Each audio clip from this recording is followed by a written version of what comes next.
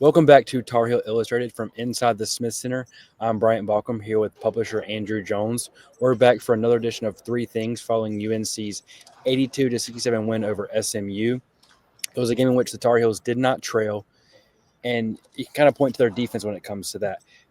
There's a laundry list of things they did well that really impacted SMU's offense. They held them to a season low. 4 made threes. They had 24 first half points, which were a season low for a UNC opponent. And it really started from on the defensive end, something that was pretty evident from the start. And UNC's energy and defense were there from the opening tip. AJ. Yeah, SMU plays at a good pace. I think they were 39th or something in tempo coming in. They're the highest scoring team in the ACC coming in. They don't shoot a ton of threes. They shoot a decent number, and they're very efficient from the perimeter because they get good looks because they're very active inside the arc. And they are a very good offensive rebounding team, and they get a lot of production off the offensive glass. Carolina held them below, and in some areas well below, all of the norms for them. And I'm going to be very clear here, because if you read our 5 keys to it, we do it before every game. When I looked at those numbers, I only based their numbers on when they played quality opponents like Washington State and LSU, Butler. They played Virginia.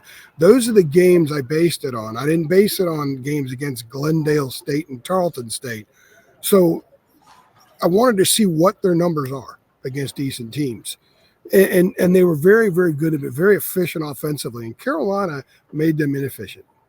Carolina made them look like a club that before Saturday's game against Duke, they were 33 in the net, and they were a win over Duke away from coming in here as a quad 1 game. So this is a pretty solid basketball team with a lot of nice parts. They have a height advantage over Carolina, and they use that to score. If you look at their scoring, they have, I think, 7 guys averaging 8 points a game or more. And they play about 10 people. They beat you on the glass. They don't turn the ball over a lot. They have a really good assist turnover ratio. Carolina, 7 assists. They had 11 turnovers. SMU did. The Tar Heels checked every defensive box, Brian. Every defensive box. This is the first time they've done it all year long, and they did it and looked like a team that had been playing defense like that. It didn't look new to them. The communication was really good, something that you and I talked about Saturday when I was in South Bend. I could hear the communication from where media was sitting, and we weren't courtside at South Bend. We were above the ball.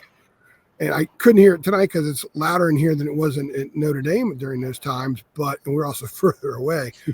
But, I asked Hubert yesterday on the conference call, ACC Weekly conference call, about that communication, and he said Notre Dame was the best they've had. So I asked him tonight about that, what he said, and how much it carried over, because the players were all talking communication, and he said it did carry over. It was even better tonight. He wants it to be better.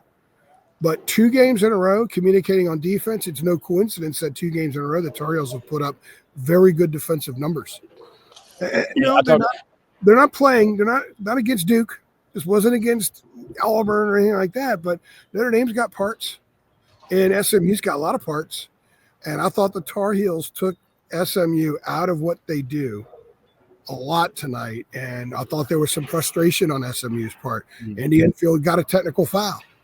And I'm sure his greatest frustration was the fact that they weren't scoring at will against the Tar Heels like they probably thought. Carolina held them to 67 points. I don't know what their season low is.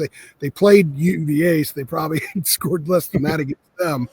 But their points per possession, their conversion in the lane with layups, Carolina challenged everything. This was a very, very different team defensively than what we've seen. And 2 games in a row, they've been that, which is a fantastic sign for this basketball team moving forward. And I was talking to Ian Jackson post-game about the past 2 games. Even though in Notre Dame was a nail-biter and a game they easily could have lost, they've had double-digit leads in the first half. And he pointed to their defense and their communication. And he said after that Louisville game, it was really emphasized to talk on defense. And I think we've seen that the difference in that in just the last 2 games. SMU shot 22.6% from 3, season low for a UNC opponent. You can look at pretty much any offensive category for SMU, and it's going to be close, if not like to their season low. UNC's defense was that effective. And again, communication was a thing that Ian Jackson stressed.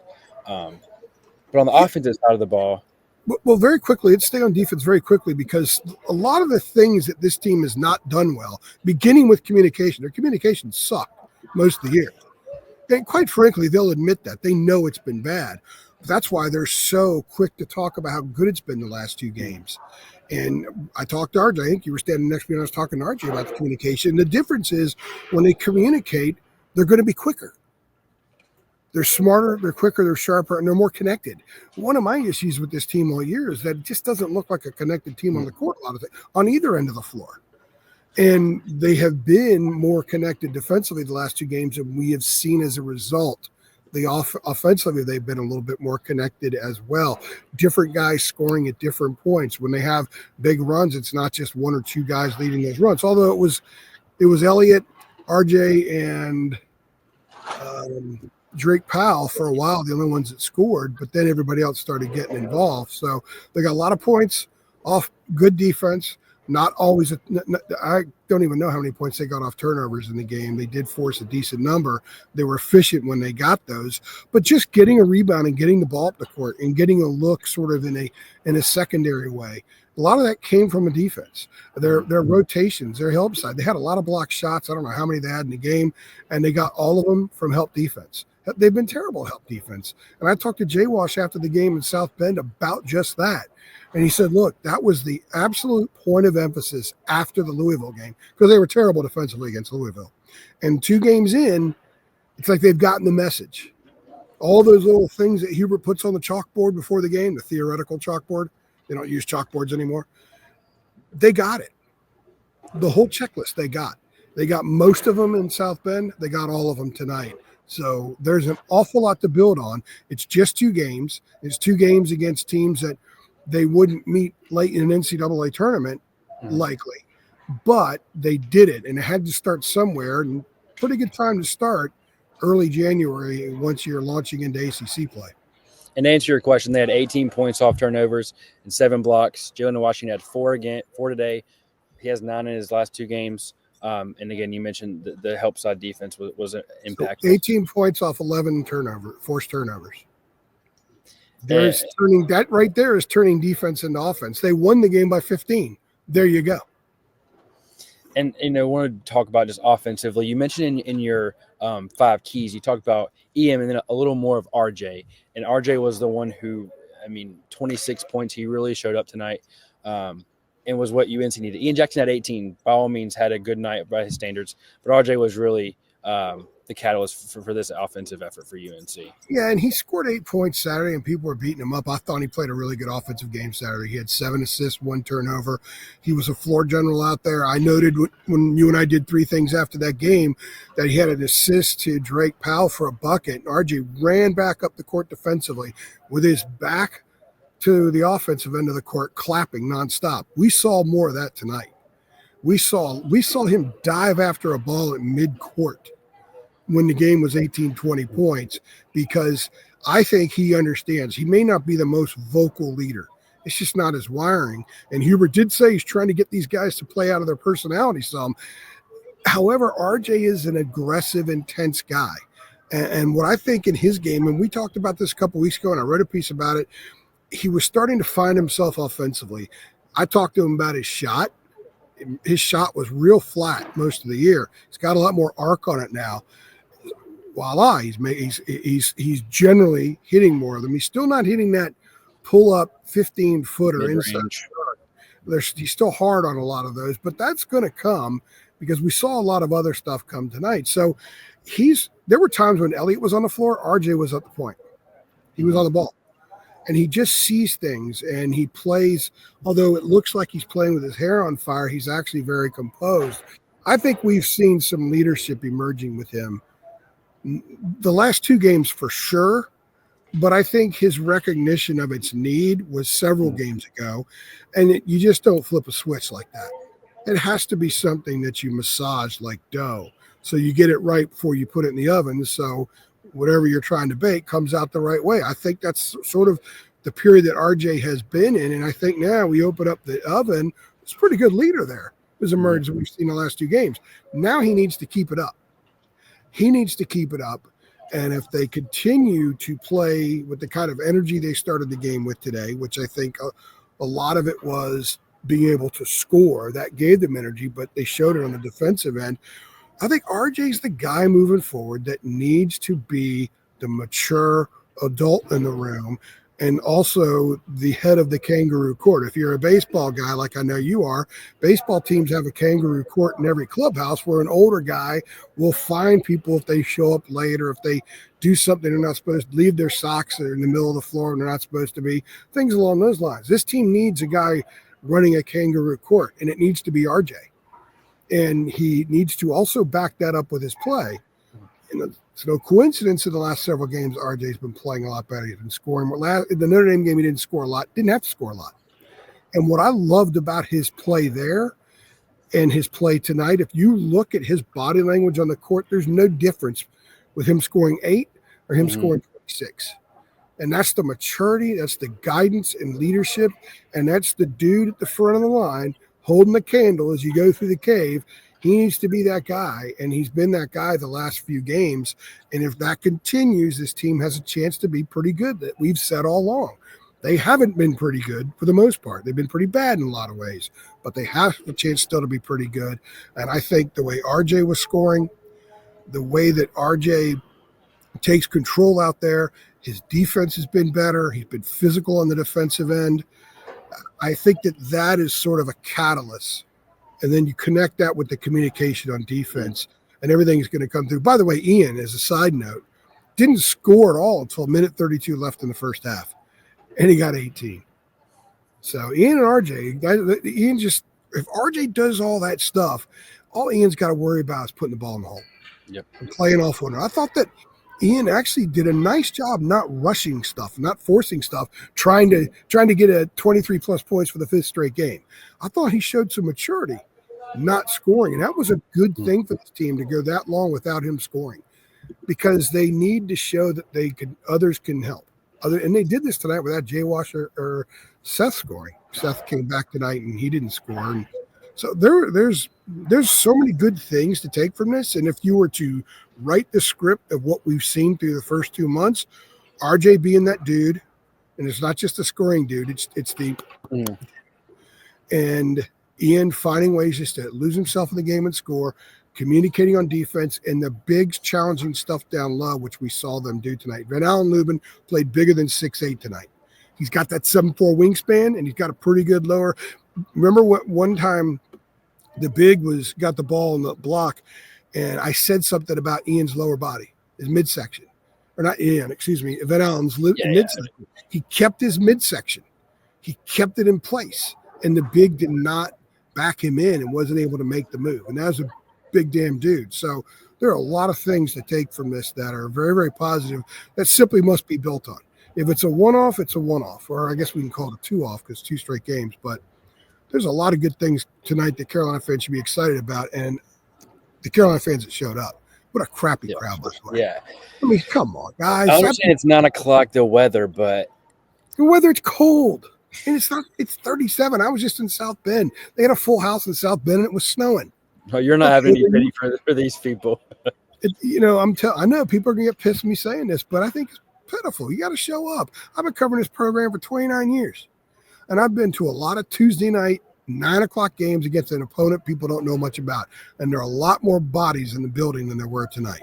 Carolina fans need to be better than that. They've been better than that. They need to be better than that moving forward. I know people can say, oh, the team's not playing well. We're trying to speak empty seats against Hubert and all that kind of crap.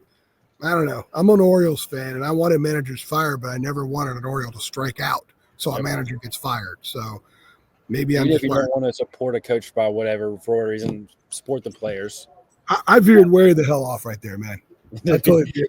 That's like a 4th thing, and it was an impromptu thing. But I want to, for our 3rd thing, you mentioned this being potentially a one-off, and you corrected yourself and said this has been consecutive games. I think that's what we've been waiting to see with this team. This is 2 games in a row. Granted, the Notre Dame game came down to a last-second shot that easily could have been a loss for UNC, but it's the 2nd straight game they've showed promising as a Power 5 opponent. They've done this, but it's been against, and no offense to a LaSalle or a Campbell or American, but against lesser opponents, that they should do things like that against. And it means they have done this for consecutive games. They're playing, connecting, and communicating, and it could be the start of something that develops for the next however long for UNC. But it's more than a one game and more than a one-off. You need a launching point. You can't launch without a launching point. So maybe Elliot Cadeau's shot and made free throw and Marcus Burton's fortuitous miss was the first leg of the first seed of the launching point, and tonight may have been it. Now they're going to go into a Hornets Nest Saturday in Raleigh, and Ian said some stuff tonight. It's going to get the Wolfpack all riled up, but no problem. They're going to be riled up anyway, right? Players aren't going to want to win anymore because of what Ian said. So it is that is what it is when you go there. But I think a couple of things. One, they've won 4 out of 5, and in those wins, they beat UCLA on a neutral court. They beat Notre Dame on the road, and they beat a team that was ahead of them in the net here at home tonight. Beat them by 15 points, led by 25 with 12 minutes left. And it could have been, both agree, it could have been more than 15. And could have been more.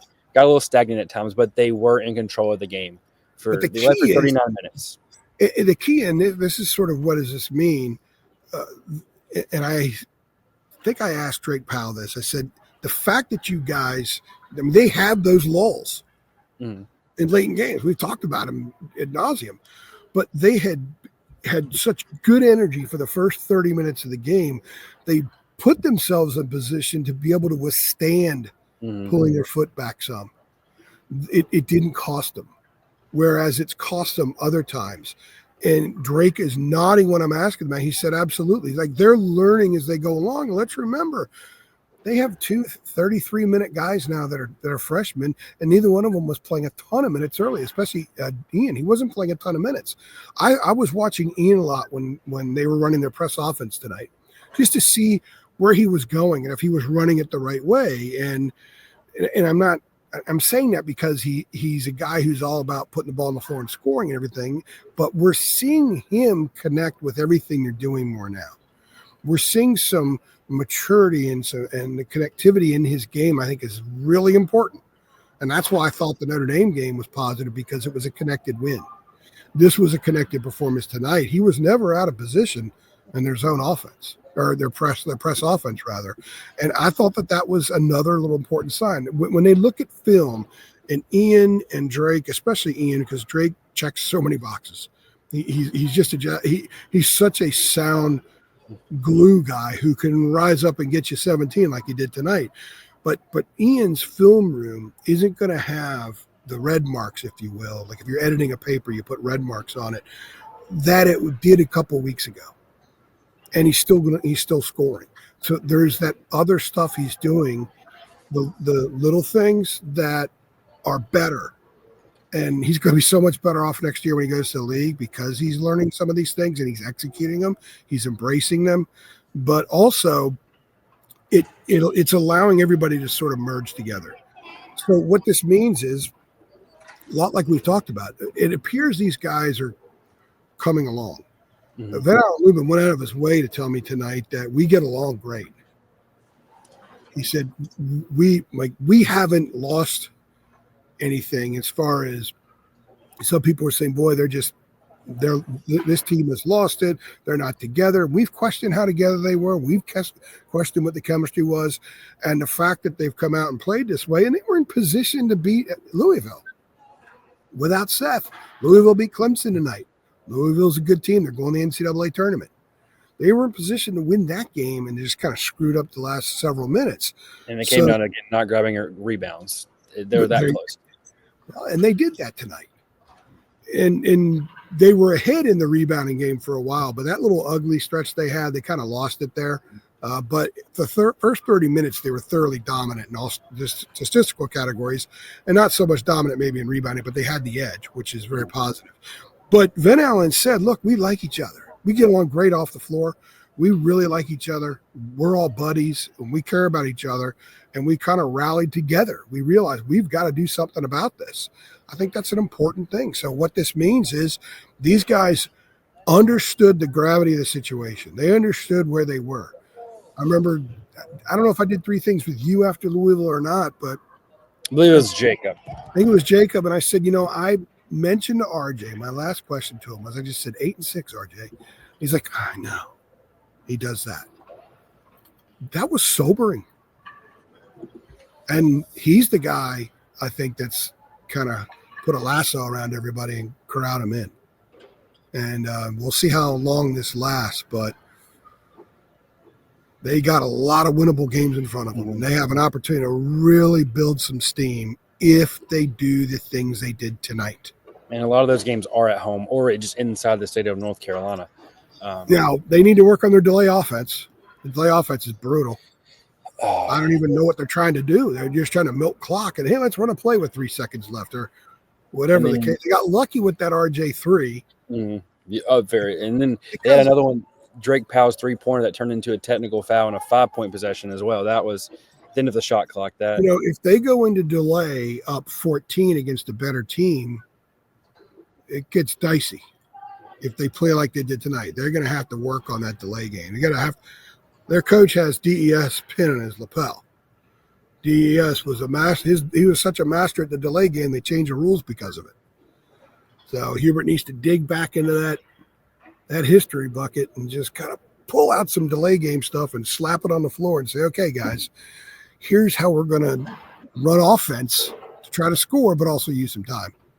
They need to work on that. But the fact that they haven't really had to use it that much. They haven't been in the position to yet. So maybe that's part of it too. They're very rusty on it. So very positive win. Bryant, very positive win. And they go on the road this week. We were talking last week about how they could go on 3 in this stretch. Well, they're 2-0 in the Notre Dame, SMU, NC State stretch. They're 2-0, and they're better than NC State. They should go in and win at NC State. They usually don't aren't really affected by the crowd there. And we'll see.